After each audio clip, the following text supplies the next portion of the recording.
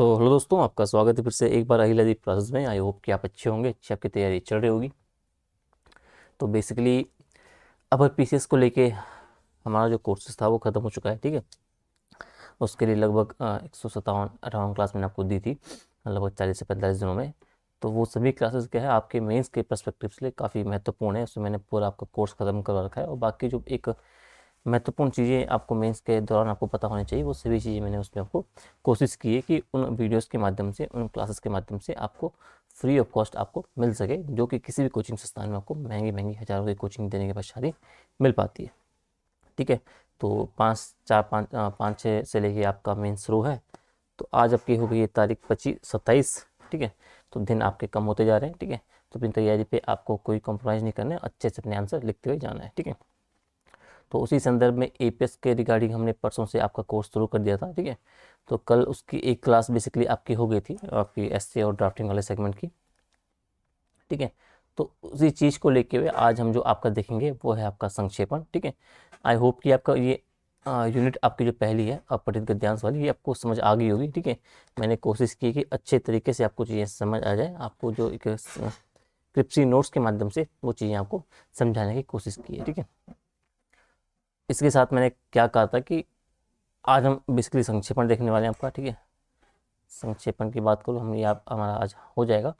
तो अब ये आप देखोगे ना, तो अगर आपने यहाँ से पढ़ लिया, अब आप चाहते हो कि जो ये टॉपिक्स आपके और बेहतर आपके हो जाए, थोड़ा और रिवीजन आपका हो जाए, आपको करना क्या है, आपको सीधा यूट्यूब प्रोफाइल पे जाना है मेरे। ठीक है, आप यहाँ पे जाओगे तो सीधा आप यहाँ पे चले जाना आपको प्ले लिस्ट में। ठीक है, आप प्ले लिस्ट में जाओगे और सीधा आप इसमें जो जाओगे ना, यहाँ पे ये लोअर वाला आपका हो गया, या फिर आप GS1 ये वाला आपका हो गया, यूपीएससी वाला, पेपर 1 वाला, GS1 पेपर 1 वाला। ठीक है, इसमें जब देखोगे आप, यहाँ पे ये पूरी प्लेलिस्ट बनी हुई है। तो यहाँ पे मैंने एक बार आपको करवा रखा है। ठीक है, तो अपठित गद्यांश यहाँ पे देखो, आप संक्षेपण वाला आप यहाँ पे देखो। ठीक है, प्रतिवेदन ये सब आप चाहो तो यहाँ से भी इन्हें देख सकते हो। यहाँ से देखने के बाद तो यहाँ से आपका क्या हो जाएगा, रिवीजन आपका हो जाएगा। ठीक है, और डेली बेसिस पे हम जो क्लासेस आपका देख रहे हैं एपीएससी संदर्भ में, तो आप गूगल ड्राइव में जाओगे, उसका लिंक मैंने अपने यूट्यूब प्रोफाइल पे यहाँ पे ना, यहाँ पे आप जाओगे, जब आप यहाँ पे जाओगे मोर पे आप जाओगे ना, तो यहाँ पे आप देखोगे एक तो टेलीग्राम चैनल का ग्रुप है, और एक आपका ये हैंडमेड नोट्स पे, इस पर आप क्लिक करोगे ना, तो वहाँ से आप रिक्वेस्ट भेज दोगे, इसके माध्यम से मैं यहाँ से एक्सेप्ट कर लूँगा। और फिर क्या है, आपको ऐसे आपको ये खुल जाएगा। तो यहाँ पे आपका जो ये खुलेगा बेसिकली, ये आपके ये अपर पीसेस के नोट्स हैं, मेंस के क्लासेस जब हमने पढ़ी थी उसके टाइम पे जो मैंने अपलोड किया था। और फिर मैंने एक फोल्डर इसी के अंदर आपको उत्तराखंड एपीएस का बना दिया है। ठीक है, जो हम अभी पढ़ रहे हैं, तो कल एक क्लास आपकी हो गई, तो उसकी पीडीएफ मैंने यहाँ पे अपलोड कर ली। ठीक है, तो एपीएस के रिगार्डिंग जो आपकी इंपॉर्टेंट पीडीएफ आपकी होगी, एमसीक्यू या जो कुछ भी होगा, वो आपको यहाँ मिल जाएगा। ठीक है, ये बात आपकी हो गई।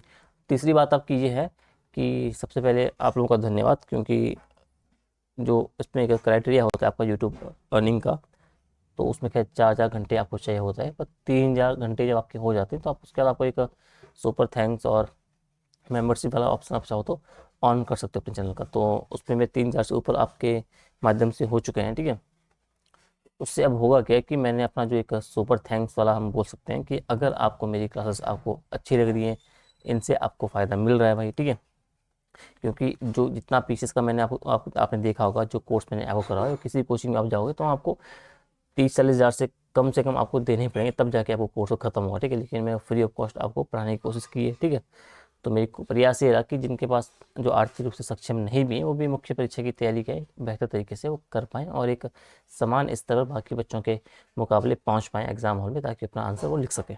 ठीक है, तो मेरी तैयारी यही रहती है।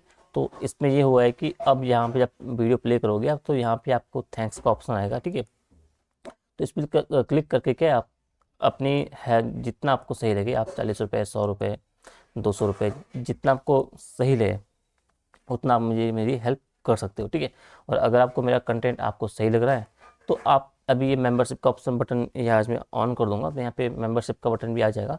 तो आप चाहो तो मंथली मेंबरशिप भी ले सकते हो, ताकि एक मेरा सोर्स ऑफ इनकम भी बन जाए, और आपको भी एक हेल्प मिल जाए वहाँ से किसी टाइप से, या उसमें कुछ स्पेशल कुछ चीज़ें होंगी वो उसमें मैं ऐड ऑन करूँगा। ठीक है, तो आपसे रिक्वेस्ट है कि अगर आप सक्षम हो आर्थिक रूप से, अगर आपको मेरी क्लासेस से फ़ायदा मिल रहा है भाई, तो आप सुपर थैंक्स और मेंबरशिप के साथ जुड़ सकते हो।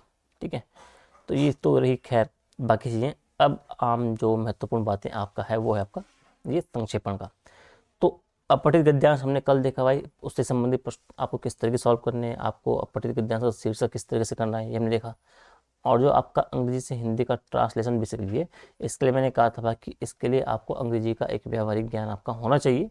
आपकी जो शब्दावलियाँ बोल सकते हैं, या आपका जो वोकेबलरी बेसिकली है वो आपका वो स्ट्रांग होना चाहिए, ताकि आप क्या है अंग्रेजी से बड़ी आसानी से हिंदी में अनुवाद कर पाएँ। ठीक है, अब उसी आगे हम बढ़ेंगे सेकेंड यूनिट में। अगर हम आते हैं तो आपका संक्षेपण वाला एक टॉपिक आता है। तो यहाँ पे आपका क्या होता है, संक्षेपण आपको लिखना होता है। ठीक है, तो संक्षेपण अगर हम देखें तो सीधा हम यहाँ पे आपके जो नोट्स बने इन पे आपका आते हैं। ठीक है, यहाँ पे।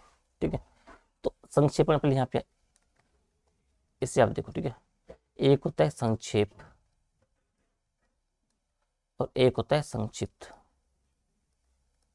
ठीक है, अब संक्षेप मतलब ये होता है कि भाई आपको मान लो कि ये कोई बात है, ये कोई बात है। ठीक है, दोनों समान रूप से बात है। ठीक है,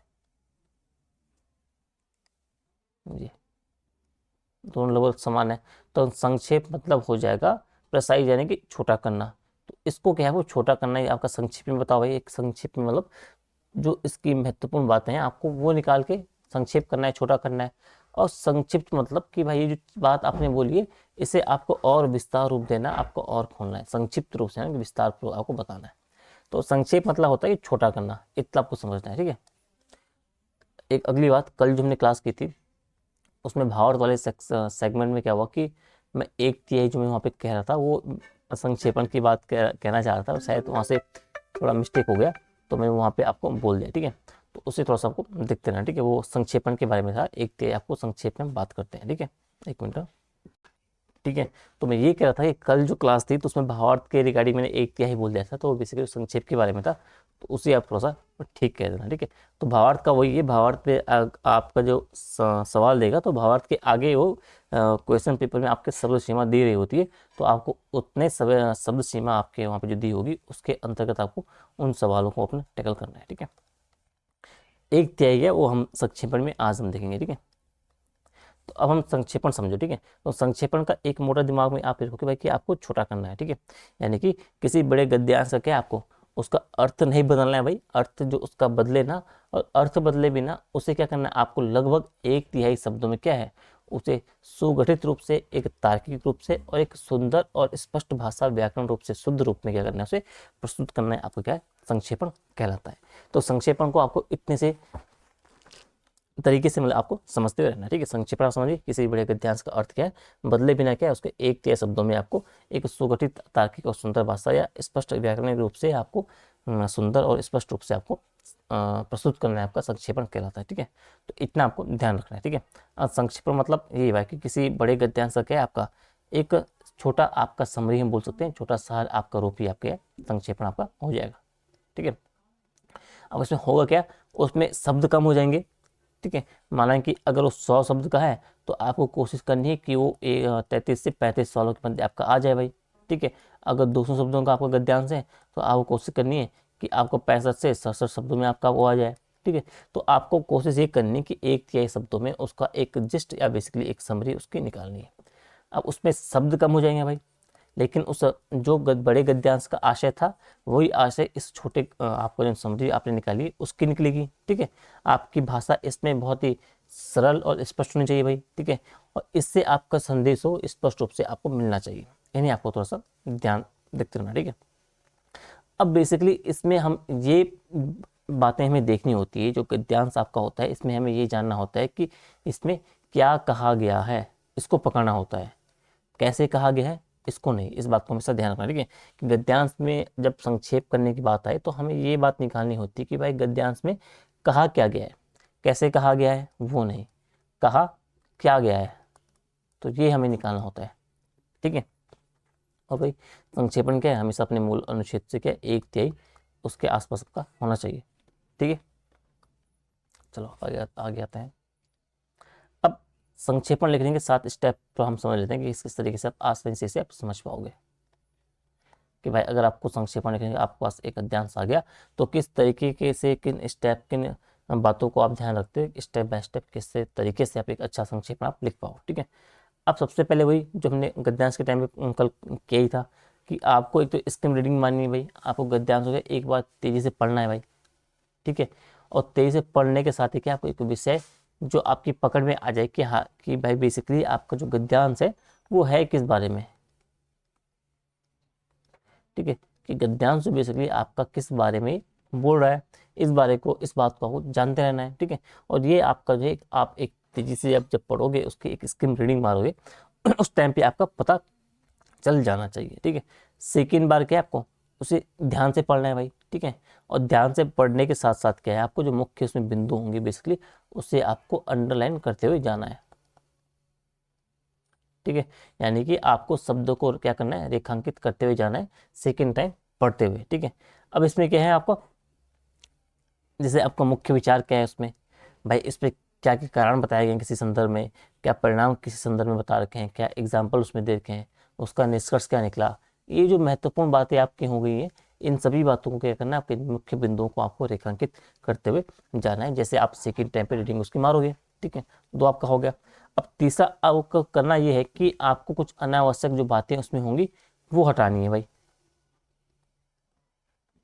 ठीक है, अनावश्यक बातें जो आप हटाओगे जिन्हें आप क्या है अपने संक्षेपण में यूज नहीं करने वाले हो। ठीक है, कि भाई आप जो संक्षेप लिखोगे संक्षेप में उसमें इन अनावश्यक बातों को हटाना है और किन को नहीं हटाना है इन बातों को थोड़ा सा आपको ध्यान रखना है। ठीक है, हटाना क्या नहीं है, तो ये महत्वपूर्ण बातें हैं जो आप अपने संक्षेप में लिखोगे और इन्हें हटाओगे नहीं। कि भाई जो गद्यांश से मुख्य विचार क्या है उसको आप हटाओगे नहीं, उसे आप बताओगे मुख्य विचार को आपको रखना है। अगर गद्यांश में क्या है आपको तर्क कुछ दिए गए हैं तो उन तर्कों को आपको अपने संक्षेप में यूज करना है अपनी भाषा में। ठीक है, आपके कुछ कारण बताए गए हैं गद्यांश में, कुछ परिणाम दे रखे हैं, कुछ एग्जाम्पल दे रखे हैं, और जो उसका निष्कर्ष जो बेसिकली निकल रहा है ये महत्वपूर्ण बातें जो हैं ये महत्वपूर्ण बातें परिवर्तित और जो आपको हटा देनी नहीं चाहिए। ठीक है, इनको अपनी भाषा में आप क्या करोगे जब संक्षेप में लिखोगे वहाँ अपने आप इसे इस्तेमाल करोगे। ठीक है, अब हटाना क्या है भाई, अगर कुछ कहानियाँ हैं भाई, कुछ आपके उदाहरण ये हो गया। ठीक है, ठीक है, कुछ कहानी आपकी हो गई है, कुछ मुहावरे आपके हैं, कुछ वर्णनात्मक वाक्य वहाँ दिए गए हैं, कुछ नारे वहाँ पे बोले गए हैं, कुछ सजावटी वाक्य आपके बोले गए हैं। तो अगर उस गद्यांश में इन बातें वहाँ पे ऐसी बातें दी गई है तो इन बातों को क्या करना है आपको वहाँ से हटा देनी है। ठीक है, इन्हें आप अपने गद्यांश में यूज नहीं करोगे। ठीक है, तो रखना क्या है गद्यांश में, ये मेन बातें इनको अपनी लैंग्वेज आप होनी चाहिए डाउन अपने नोट डाउन करोगे आप जब आप संक्षेप में लिखोगे, और इन्हें आप इस्तेमाल नहीं करोगे, इन्हें आप हटा दोगे। ठीक है, चौथा स्टेप क्या है कि भाई आपको गद्यांश की एक जो सेंट्रल थीम बेसिकली होगी उसके साथ आपको जाना है। ठीक है, जब आप संक्षेप लिखोगे तो बेसिकली आपको जब आप पढ़ोगे ना पहली बार जब आप निगाह पढ़ोगे, जब सेकेंड टाइम आप रीडिंग मारोगे उसकी डीप रीडिंग मारोगे उस टाइम आपको पता लग जाएगा कि जो बेसिकली गद्यांश है इसका महत्व क्या मतलब किसके महत्व पर है, यानी कि गद्यांश बोलना क्या चाह रहा है, गद्यांश किस बात पे आपका सेंट्रल थीम क्या है इस गद्यांश की, वो सब बातें आपको सेकेंड रीडिंग में पता चल जाएगी पढ़ के। ठीक है, और ये क्या है आपको उस बात को आपको केंद्रित करना है अपने संक्षेपण के दौरान। आप बोलोगे कि यह गद्यांश क्या है डैश डैश किसी महत्व पर केंद्रित है, पर्यावरण के महत्व पर है, आपका साइबर सुरक्षा पे है, या आपका आतंकवाद पे है, ठीक है, या महिला सशक्तिकरण या जो कुछ भी है, उस सेंट्रल थीम को आपको पकड़ना है, उस सेंट्रल थीम को आपको अपने संक्षेप में अवश्य आपको लिखना है। ठीक है, संक्षेपण में ये आपका हो गया। अब पांचवा क्या है, आपको कर्म को बदलना नहीं है। आपका जो माना कि आपका गद्यांश यहाँ से आपका शुरू हो रहा था भाई, ठीक है, आपका ऐसे गद्यांश शुरू हो रहा था। ठीक है, अब जिस क्रम में माना कि ए यहाँ पे क्रम में है, बी यहाँ पे क्रम में है, सी क्रम में है, डी क्रम है, ई क्रम में, तो आप जब छोटा करोगे तो इनका क्रम आपको नहीं बदलना है। क्रम जिसका जहाँ पे है उसी वाक्य को उसी विचार को उसी क्रम में रखना है, बस उसे छोटा करना आपको जाना है। ठीक है, और जो लेखक की शैली में क्या आपको नए गद्यांश में आपको नहीं लिखने और ना ही आपको वाक्य कॉपी नहीं करने। ठीक है, यानी कि ऊपर जो वाक्य वगैरह दिए हैं उन्हें कॉपी करने की कोशिश नहीं करना है सेंटेंस को।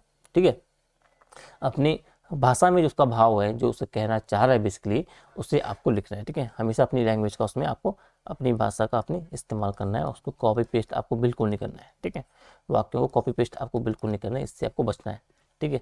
छठवा आपका वही भाई एक यही जो मैंने ऊपर कहा था, अगर आपको 300 का है तो 100 में कर दो, 240 का है तो 80 में, 100 का है तो 35 में। इस तरीके से आपको एक के शब्दों में उसे गद्यांश को बेसिकली आपको संक्षेप उसका लिखना है। सातवां आपका हो जाएगा अंत में क्या, आपको 4 से 6 शब्दों का शीर्षक भी दे देना है आपको, ठीक है। आपका शीर्षक आपका संक्षिप्त होना चाहिए, सारगर्भित आपका होना चाहिए और पॉजिटिव आपका होना चाहिए। इन बातों का आप ध्यान रखोगे, ठीक है। शीर्षक आप चाहो तो दे सकते हो, अगर इसे छोड़ दोगे तो उतना फर्क नहीं पड़ेगा, पर बाकी जो चीज़ें आपकी उन्हें आपको ध्यान रखना है, ठीक है। अब संक्षेपण में क्या नहीं करना चाहिए बेसिकली, हाँ अरे यार उदाहरण है, ठीक है। मैंने यहाँ पे वो काटा ना, मैंने गलत जगह काट दिया हो, यहाँ पे था, यहाँ पे ये इसे आप यहाँ से काट दो, मतलब यहाँ से नहीं, सॉरी सॉरी, यहाँ से, यहाँ पे नहीं है, ठीक है। इसी उदाहरण को आप इसमें नहीं रखोगे, ठीक है। यहाँ पे था, यहाँ पे काटा मैंने उदाहरण, ये। अब जब संक्षेप आप लिखोगे भाई, आपने संक्षेपण लिखा नीचे, अब उन संक्षेपण में आप किन बातों को ध्यान रखोगे, आप उस संक्षेपण में अलग से अपनी राय नहीं दोगे। जो आपका ऊपर गद्यांश में दिया गया बातें हैं, जो उसमें लेखक के द्वारा राय दी गई है, उसी के साथ आप जाओगे, अपने पर्सनली आप क्या सोचते हैं, आपके विचार क्या हैं, व्यक्तिगत रूप से आपकी मान्यताएं क्या हैं, आपके विश्वास क्या हैं, उन सब के साथ वहाँ नहीं जाओगे, आप इन बातों को वहाँ नहीं जोड़ोगे। आप ना ही प्रश्न उठाओगे, ना ही एग्जाम्पल लिखोगे, ना ही उसका भाव बदलोगे, किसका, गद्यांश का, ठीक है। आपको नई तर्क नहीं जोड़ना है, ठीक है। आंकड़ों में बदलाव नहीं करना है, कोई आंकड़े डेटा वगैरह दे रखे हैं, और वाक्य को कॉपी बिल्कुल नहीं करना है, ठीक है। ऐसे नहीं कि ऊपर जो लिखा है उसी को उठा के नीचे आपने लिख दिया, इससे आपको बचना है। आपको आगे पीछे शब्दों करके आपके उसका जो भाव ना बदले, बस उसका जो आशय उसका ये है, कहने का तरीका आप बदल सकते हो, ठीक है। तरीका आपको बदलना है, शब्दों को आपको बदलना है, अपनी भाषा में अपनी लैंग्वेज में बेसिकली आपको लिखना है संक्षेप को, ठीक है। इन बातों को आप थोड़ा सा ध्यान रखोगे तो आपका जो संक्षेपण आपका बेहतर आपका हो जाएगा, ठीक है। देखो 4 गोल्डन फॉर्मूला आपके संक्षेपण के लिए आपको ध्यान रखना है भाई। ये पहला आपका कि ट्रिपल आर आप बोल सकते हो, इसमें क्या आपका रिड्यूस करना है, कम करो, आपको रिकंस्ट्रक्ट करो भाई, नई तरीके से बनाओ, और रीराइट करो, यानी कि अपने शब्दों में पुनः तरीके से लिखो। वही ना, क्या गद्यांश पढ़ा, गद्यांश को आपको कम किया भाई, आपने रिड्यूस कर दिया, कम करने के बाद आप उसे नए तरीके से बना रहे हो, अब नए तरीके से आपने बना लिया है छोटे छोटे करके, और फिर क्या है उसे अपने शब्द में आप लिख रहे हो, रीराइट कर रहे हो, तो आपका ट्रिपल आर का फॉर्मूला आपको अपनाना है, ठीक है। एक फॉर्मूला आपका ये हो गया। सेकंड कि भाई मेन आइडिया होना चाहिए, प्लस सपोर्टिंग पॉइंट्स आपके होने चाहिए, और कंक्लूजन आपका होना चाहिए, ठीक है। यानी परिचय, मुख्य विचार और निष्कर्ष बेसिकली आपको जो रहता है इसे। और एक आपका है 3C का फॉर्मूला, यानी कि क्लियर हो, आपका कंसाइज हो, संक्षिप्त हो और कंप्लीट हो। स्पष्ट रूप से बोला गया हो भाई, आपके संक्षिप्त रूप से, स्पष्ट रूप से संक्षिप्त तरीके से आपके, और जो पूरा अर्थ उसका निकल जाए, आपको इस तरीके से आपको 3C का आपको फॉर्मूला अपनाना है। चौथा आपका है 5W फॉर्मूला भाई। गद्यांश में अक्सर आपको ये 5W मिलते हैं। जब आप गद्यांश पढ़ोगे तो हमको हु मिलेगा, कौन है, क्या है भाई, कब है, क्यों है और कैसे है, ठीक है। तो कौन, क्या, कब, क्यों और कैसे, ये ज़रूरी बातें आपको क्या है, संक्षेपण आपका इन्हीं का संक्षिप्त रूप में बोल सकते हो, ठीक है। तो इन बातों को, इन फॉर्मूला का आप ध्यान रखोगे तो आपका क्या है, जो संक्षेपण लिखने का तरीका होगा वो बेहतर आपका हो जाएगा, ठीक है। इसी तरीके से आपको इनको पढ़ना है, इनको अच्छे से आपको समझना है, और इसी फॉर्मेट आपको अपने एग्जाम्पल आपका जो हो गया PYQ की है, और जो आपके प्रैक्टिस आप करोगे इसी बेसिस पे आप करोगे, तो आपका जो संक्षेपण वाला आपका जो सिलेबस का यूनिट है वो आपका अच्छा खासा आपका हो जाएगा, ठीक है। अब कुछ एग्जाम्पल आपका समझते हैं, मॉडल एग्जाम्पल हम देखते हैं संक्षेपण का, मूल गद्यांश का। तो हम भी पढ़ते हैं आपका कि भाई मानव आपका क्या है, कि आज मानव जीवन लगातार आपका क्या है, जटिल होता जा रहा है भाई, ठीक है, ठीक है। विज्ञान और तकनीक ने क्या है, जहाँ जीवन को क्या है आपका सुविधाजनक बनाया है भाई, ठीक है, वहीं उस पर क्या आपका मानसिक बोझ उड़ा दिया गया है, ठीक है। आप लोग के काम का दबाव आपका हो गया है, समय की कमी आपका हो गया है, प्रतियोगिता की असुरक्षा की भावना आपका हो गया है, वो जीवन में क्या आपका तनाव का कारण बन रहे हैं भाई, ठीक है। तनाव धीरे धीरे क्या है मनुष्य की कार्य क्षमता को क्या आपका कम करने का काम कर रहा है, ठीक है, और कई मानसिक और शारीरिक बीमारियों को जन्म दे रहा है। और यदि मनुष्य तनाव को नियंत्रित ना कर सके तो वो क्या आपका अवसाद, क्रोध और निर्णय लेने में क्या है कमजोरी जैसे दुष्परिणाम महसूस करता है, ठीक है। अतः तनाव को नियंत्रित करना क्या है आज की सबसे बड़ी आवश्यकता बन गया है, ठीक है, तनाव को कंट्रोल करना भाई, ठीक है। इसके लिए किस तरीके से आप करोगे, योग, ध्यान, आप संतुलित आहार लोगे, आप पर्याप्त विश्राम अत्यंत आपका सहायक है। साथ ही जो अनावश्यक चिंताओं को आपको त्यागना होगा, सकारात्मक सोच आपको बनाए रखनी होगी। तनाव निवारण में आपका महत्वपूर्ण भूमिका ये बेसिकली ये निभाते हैं। और यदि मनुष्य को अपने दैनिक जीवन में क्या है छोटे छोटे सुधार करें और मानसिक स्वास्थ्य पर बेसिकली ध्यान दें तो वो तनाव मुक्त होकर के आपका जीवन का आनंद ले सकता है, ठीक है। तो ये अब इसे आप लिखोगे तो क्या है आपका एक तो आपका हो गया, ठीक है। अब इसका अगर शीर्षक की तो क्या हम संक्षेपण पढ़ रहे हैं, पर शीर्षक आपको पता है कि आपने जब पढ़ा तो आपको नहीं देखा कि जो आपका आधुनिक तरीका आपका आ गया, मतलब आप बोलोगे कि आपका जो मॉडर्न आपकी जो लाइफ है, हम बोल सकते हैं जो आपका आधुनिक जीवन है और जो आपका तनाव है, आपकी जो मानसिक या शारीरिक जैसे भी आपकी जो एक स्वास्थ्य के लिए आधुनिक जीवन या तनाव बोल सकते हैं या आधुनिक जीवन स्वास्थ्य को लेके आप बोल सकते हो, तो इन सभी को लेके आप क्या है एक शीर्षक आप बना सकते हो, ठीक है। तो शीर्षक बनाने के लिए आपको वही करना पड़ेगा कि आपका जो पूरा आपका जो गद्यांश को समेट सके, आप अपने अंदर सारगर्भित हो, सरल हो और स्पष्ट तरीके से आपको क्या है ऐसे 3-4 आपको एक शीर्षक बना देने हैं और उनमें से आपको जो बेहतर लगे फिर उसके साथ आपको जाना है, ठीक है। अब ये हो गया आपका बड़ा। अब आपको जो छोटा करना होगा तो आप क्या आप बोलोगे कि मैं आधुनिक जीवन में तकनीकी सुविधा बढ़ने के साथ क्या आपका तनाव भी बढ़ा है, जो मनुष्य की कार्य क्षमता स्वास्थ्य पर आपका एक नकारात्मक प्रभाव डालता है भाई, ठीक है। तनाव से क्या आपका अवसाद और निर्णय जो आपकी क्षमता है इनकी कमी जैसी समस्या आपकी उत्पन्न होती है। आप योग, ध्यान, संतुलित आहार, अगर पॉजिटिव सोच क्या है तनाव क्या है वो नियंत्रण के आपके प्रभावी साधन है, ठीक है, जिससे आपका जीवन क्या अधिक सुखद आपका बन सकता है। सिंपल आपका हो गया। अब अगर इन्हें आप ऊपर मैच करोगे तो आप देखोगे ये कॉपी पेस्ट नहीं है, ठीक है। यहाँ पे देखो भाई कि भाई यहाँ पे ये बोल रहा है कि यहाँ देखो आपकी जीव विज्ञान तकनीकी आपको जहाँ जीवन को सुधार बनाया है, ठीक है। तो यहाँ पे ये लाइन बोली गई है, तो लेकिन नीचे आप नीचे की लाइन आप देखोगे तो सीधा आपको अलग ही लाइन बोल दी है उसने कि आधुनिक जीवन में तकनीकी सुविधा बढ़ने के साथ तनाव भी बढ़ा है। अब भाव इसका एक ही नहीं कर रहा है, शब्द और वाक्य आपके अलग अलग हो गए हैं, ठीक है। अब अगला बोल रहा है कि जो मनुष्य की कार्य क्षमता आप उसके स्वास्थ्य में नेगेटिव की बात तो कर रहा है भाई, तो यहाँ पे आप देखोगे कार्य क्षमता की बात आप करो, ठीक है, कार्य क्षमता और आपका जो नेगेटिव आपका जो बोल रहे हो यहाँ की, तो इन सबको एक ही लाइन पे उसने कंट्रोल कर दिया, ठीक है, एक लाइन में इतना। पहली लाइन आपकी इतना हो गया है, फिर सेकंड स्टेटमेंट आपका इतना हो गया है, कारण कारण आप परिणाम आपके जो निकल रहे हैं, ठीक है। अभी बोला कि तनाव से अवसाद ये आपका हो गया, ठीक है, यहाँ बेसिकली आपकी जो डी लाइन आपकी हो गई यहाँ तक आपका हो गया है, यहाँ तक, ठीक है। अब यहाँ तक इसका सोल्यूशन आपका हो गया है यहाँ तक, और फिर एंडिंग वाली लाइन आपकी एक निष्कर्ष आपका, मतलब हम बोल सकते हैं कि जिससे आपका जीवन क्या आपका अधिक सुखद आपका बन सकता है, ठीक है, निष्कर्ष। अच्छा एक मिनट हाँ,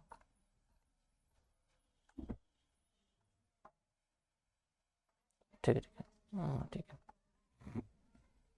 निष्कर्ष, ठीक है। ये हाँ इस पर फोकस करना, ठीक है। आपने पर्ची दे दिया, आपने मुख्य विचार बता दिया और उसका साथ साथ आपने निष्कर्ष दे दिया, ठीक है। आपने कम भी कर लिया, नए तरीके से लिखा, नए तरीका बनाया और नए तरीके से आपने लिख दिया। अभी स्पष्ट रूप से भी है, संक्षिप्त रूप से भी है और पूरा अर्थ अपने अंदर समेटी हुई, ठीक है। तो इस तरीके से आपको जो गद्यांश वाला आपका जो है संक्षेपण वाला है इसे आप करोगे तो आपका ये क्या है बेहतर तरीके से आपका हो जाएगा, ठीक है, संक्षेपण वाला। ये आपका एक सेकंड एग्जाम्पल इसे हम देख लेते हैं, जी मैंने 2-3 आपका लिखा है, ठीक है।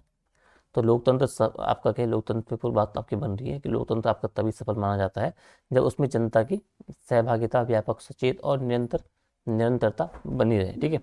मतलब जनता की सहभागिता क्या है आपका व्यापक रूप से, सचेत और निरंतर रूप से बनी रहे। केवल मतदान ही क्या आपका लोकतांत्रिक आपका जो सहभागिता वो नहीं है, बल्कि शासन की नीतियों पर बेसिकली आपका प्रतिक्रिया देना, सामाजिक मुद्दों पर जागरूक रहना और प्रशासन को क्या है उत्तरदायी बनाए रखना भी बेसिकली आपका एक नागरिक कर्तव्य का आपका हिस्सा है, ठीक है। और आज अगर आप देखोगे तो लोकतांत्रिक देशों के सामने क्या है सबसे बड़ी चुनौती क्या आपकी यह है कि नागरिक केवल क्या है उपभोक्ता आपका बनते ही जा रहे हैं। सबको मौलिक अधिकार चाहिए लेकिन कोई भी अपने मौलिक कर्तव्य उनको आपके निभाना नहीं चाहता है, ठीक है। सहभागी आपके नहीं है भाई। नागरिकों का एक बड़ा वर्ग है आपका जो आपका सामाजिक राजनीतिक विकास को लेकर के आपका उदासीन बना हुआ है, और इस उदासीनता को जो लाभ है बेसिकली वो शक्तियाँ उठाती हैं जो लोकतंत्र को कमजोर करना चाहती हैं। दूसरी ओर शिक्षित और जो जागरूक नागरिक समाज के हैं वो लोकतंत्र को मजबूत आधार बेसिकली आपका देता है। ठीक है। और लोकतंत्र की सफलता का एक अन्य महत्वपूर्ण आधार क्या है आपका, स्वतंत्र और स्वस्थ संवाद आपका होना चाहिए भाई। यदि समाज में क्या है संवाद का स्थान क्या आपका विवाद आपका हो गया, अपमान या गलत सोचना ले ले, तो लोकतांत्रिक आपके जो मूल्य क्या होते हैं वो कमजोर और आपका जो छेड़ बेसिकली होने आपके शुरू हो जाए। ठीक है। इसलिए आपका जो मीडिया आपका हो गया, शिक्षा आपके संस्थान आपके होंगे, जो आपके नागरिक संगठन आपके होंगे, उन सभी का दायित्व बनता है कि वो तथ्यपरक चर्चा को आपको बढ़ावा दे भाई, और जो नागरिकों को क्या है आपको सही जानकारी आपका प्रदान करें जो आपके वर्तमान समय आपको नहीं मिलती है। और लोकतंत्र क्या है कि आपका लोकतंत्र केवल एक राजनीतिक व्यवस्था नहीं है, ठीक है, बल्कि एक जीवन दृष्टि है, ठीक है, जो आपका स्वतंत्रता, समानता और जो न्याय को क्या है आपका व्यवहार में उतारने की प्रेरणा देता है। अतः लोकतंत्र को क्या आपका जीवंत बनाए रखने के लिए क्या है आपका सक्रिय नागरिकता आपका क्या है और स्वस्थ संवाद बेसिकली आपका अनिवार्य है। तो आपने यहाँ पढ़ा तो आपको पढ़ के इसे आपने दो तीन चीज़ आपको लगी कि भाई एक तो लोकतंत्र के बारे में बात कर रहा है, और उसमें जो एक मेन थीम इसकी वही है लोकतंत्र, और जो आपका लोकतंत्र में एक जो भागीदारी बेसिकली आपकी है किसकी है, जनता की, हम लोगों की। तो हम बोल सकते हैं कि लोकतंत्र में आपकी जो जन भागीदारी आपकी हो गई है कि जनता के आपका जो एक स्थान, जो आपका एक योगदान सहयोग आपका हो गया, उन सब चीज़ों को लेके आपका एक ये बात बोल रहा है गद्यांश, और उसी पे आप हो गया। अगर आप शीर्षक संबंधी बातें इसमें बोलता है तो इस पे आपको इन शीर्षकों के साथ आप जा सकते हो। ठीक है। ये आपका वो संक्षेपण हो गया कि लोकतंत्र की सफलता क्या आपका व्यापक और सचेत नागरिक सहभागिता पर निर्भर है भाई। केवल मतदान पर्याप्त नहीं बल्कि नीति और प्रतिक्रिया, सामाजिक राजनीतिक जागरूकता और प्रशासन को उत्तरदायी बनाना नागरिक कर्तव्य है। उदासीन नागरिक तो लोकतंत्र को कमजोर करते हैं, जबकि जागरूक नागरिक आपका क्या है उसका आधार बना है। ठीक है। स्वस्थ संवाद, तथ्यपरक जानकारी और सकारात्मक चर्चा क्या है लोकतांत्रिक मूल्यों को सुदृढ़ करती है। इसलिए सक्रिय नागरिकता और जो संवाद आपका क्या है मुक्त संवाद लोकतंत्र को जीवंत बनाए रखते हैं। ये आपका निष्कर्ष हो गया है, ये आपका परिचय, आपका मेन बॉडी आपका हो गया है। ठीक है। अब इसमें आप देखोगे मैंने ऊपर कहा था कि आपको क्रम नहीं बदलना है भाई, जिस क्रम पे जो बात बोली गई है उसी क्रम पे आपको उन्हें आगे करके जाना है। ठीक है। यहाँ पे कहाँ पे था आपका हाँ भाई, कर्म को नहीं बदलना है आपको, कर्म नहीं क्रम को नहीं बदलना है आपको। तो उसी क्रम में आज, ठीक है, कि जिस क्रम में आपने ऊपर ये पढ़ा लोकतंत्र वाला ये, तो उसमें जो नीचे आप ये देखोगे तो ये भी आपको उसी क्रम में, ठीक है, सबसे पहले आपकी निर्भरता की बात कर रहा है कि कैसे इसकी सफलता है, फिर मतदान संबंधी बातें उसने बोली, फिर उत्तरदायी आपके जो नागरिक कर्तव्य की बात बोलेगी, फिर एक जो आपको उदासीन नागरिक आपके हो गए, जो आपके जागरूक नागरिक हो गए, इन सब के बारे में बात बोली, फिर जो इसने एक सोल्यूशन बताया। ठीक है। और एंड में आपको जो निष्कर्ष है, तो एक क्रम जो आपको ऊपर दिया जो गद्यांश में रहा रहेगा बेसिकली, उसी क्रम में आपको कोशिश करनी कि आपका संक्षेपण आपका नीचे आ जाए। ठीक है। अब ये एक एग्जांपल है, इसे आपको घर से आपको करना है भाई। ये मॉडल 3 आपका हो गया, चलिए तो मैंने लिखा है जी आपका हो गया। ठीक है। जी आपका हो गया। ठीक है। मॉडल 4। ठीक है। अब कुछ भाई आवश्यक टिप्स में आपको ये आपका है कि भाई एक तो आपको शब्द सीमा का ध्यान रखना है भाई। ठीक है। उसमें जो शब्द सीमा दी गई होगी उसी के अनुसार आपको अपने आंसर लिखने हैं। आपको अपनी भाषा को सरल रखनी है, आपको स्पष्ट रखनी है। ठीक है। और एक औपचारिक आपको लैंग्वेज का याद अपने इसमें इस्तेमाल करना है। ठीक है। आपको कर्म नहीं बदलना है, आपको निष्कर्ष अपने शब्दों में लिखना है भाई। पूरी भावार्थ जो बेसिकली आप भावार्थ नहीं, पूरा जो गद्यांश आप संक्षेपण लिखोगे उन सभी को आपको अपनी भाषा में, अपनी लैंग्वेज में, अपने शब्दों में उसे लिखना है। ठीक है। शीर्षक आपके अगर पूछा जाएगा तो आपको छोटा रखना है, 4 से 6 शब्द तो खैर बड़ा हो गया। आप कोशिश करनी है कि 3 से 5 या 3 से 4 शब्दों में आपका जो शीर्षक है आपका वो आ जाए। ठीक है। वाक्य आपको छोटे रखने हैं पर वो अर्थपूर्ण हो भाई, इतना आपको ध्यान रखना है। और मत आपका हो गया, आपकी टिप्पणी हो गई और आलोचना, इनसे बचना है, इन सबको उसमें नहीं जोड़ना है। आपको ना मत देना, अपना व्यक्तिगत विचार के, आपका व्यक्तिगत विश्वास भावनाएं के उन पे आपको नहीं जाना है, आपने टिप्पणी नहीं करनी है और ना ही कोई आलोचना वहाँ पे देनी है। ठीक है। तो इन बातों को अगर आप ध्यान रखोगे तो आपका जो एक ये संक्षेपण वाला आपका जो टॉपिक है वो आपका बेहतर आपका हो जाएगा। ठीक है, तो ये संक्षेपण वाला टॉपिक था भाई, ऐसे मैं आपको नोट्स अभी अपलोड कर दूंगा वहाँ। ठीक है, संक्षेपण जो आपकी चीज़ें आप वहाँ से समझ लेना। ठीक है, आप यहाँ से समझ के फिर जो मैंने नीचे आपके जो संक्षेपण आपके मॉडल दिया है उसे आप सॉल्व कर सकते हो। ठीक है, बाकी आपको करना है भाई जो PYQ आप कह रहे हैं, चाहे अपर के बारे में हो, चाहे आपका लोअर का हो, चाहे आपका RO का हो, चाहे आपका किसी अन्य एग्जाम का हो, आपका BPSC का ले लो, आप UPPCS का ले लो, इनसे आपको हेल्प लेनी है। फिर आपको अपने टॉपिक्स को और बेहतर करते जाना है और डेली इन पर प्रैक्टिस करनी। ठीक है, तो ये संक्षेपण में आपका इतना ही था। आई होप कि आपको टॉपिक पसंद आया हो भाई, चीज़ें आपको समझ आ गई हो।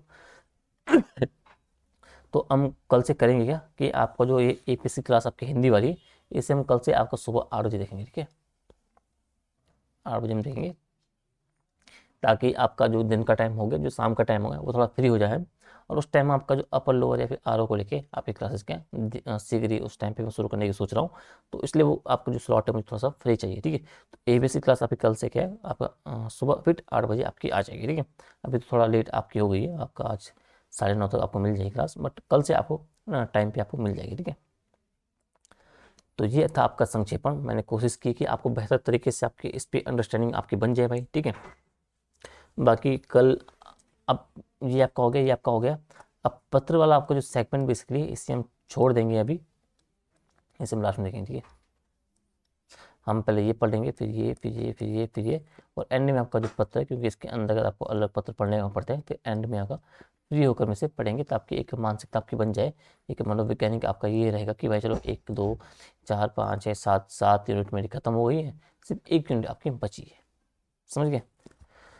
तो ये फॉर्मेट हमारा रहने वाला है, हम पूरा सिलेबस आपका जो है वो चलेंगे आपके टॉपिक को, ताकि आपकी अंडरस्टैंडिंग आपका एक साइकोलॉजिकल आपका इम्पैक्ट पड़े कि भाई हाँ कि एग्जाम हॉल में जाने से पहले आपका ये रहे कि मैंने आपका जो पेपर आपके जो 1 और पेपर 2 बेसिकली उन दोनों का सिलेबस क्या हम पूरा कर चुके हैं। ठीक है, तो फिलहाल फोकस तो हमारा पेपर 2 पे ही है कि इसे मेरे जो पूरा करवाना है, साथ साथ पेपर 1 का आपका जो है इसे भी हम देखेंगे किस तरीके से आपका बेहतर तरीके से आपका हम करवा सकते हैं। ठीक है, तो APS में इतना ही फिलहाल। आज की क्लास में मिलेंगे आपको कल की अगली क्लास में। ठीक है, अगर वीडियो को आपको अच्छी लग रही है, आपको फ़ायदा मिल रहा है, तो वीडियो को लाइक शेयर कमेंट ज़रूर करें भाई। ठीक है, और कोशिश आपको करनी कि अधिक से अधिक बच्चों तक आपको चैनल को शेयर करना है, ताकि वो भी क्या है आपके मुफ्त में तैयारी आप कर सकें। ठीक है, इसके अलावा अगर आपको मेरा काम पसंद आ रहा है भाई, तो आप चाहो तो मेंबरशिप ले सकते हो चैनल की, और साथ साथ आप चाहो तो सुपर थैंक्स के माध्यम से भी अपनी एक आर्थिक सहायता मेरी कर सकते हो। ठीक है, बाकी ज़बरदस्ती नहीं है यहाँ पे, वो नहीं है कि आपको करना है करना है। ठीक है, अगर आप सक्षम हो, आपको फ़ायदा मिल रहा है क्लासेस से, तब आप इनसे आप हेल्प थोड़ा कर सकते हो। ठीक है, तो आज के लिए इतना ही, मिलते हैं आपको कल की क्लास में। तब तक अपना ध्यान रखिए भाई, अच्छे से अपने आंसर लिखिए, और मिलते हैं आपको नेक्स्ट क्लास में। तब तक के लिए टाटा बाय।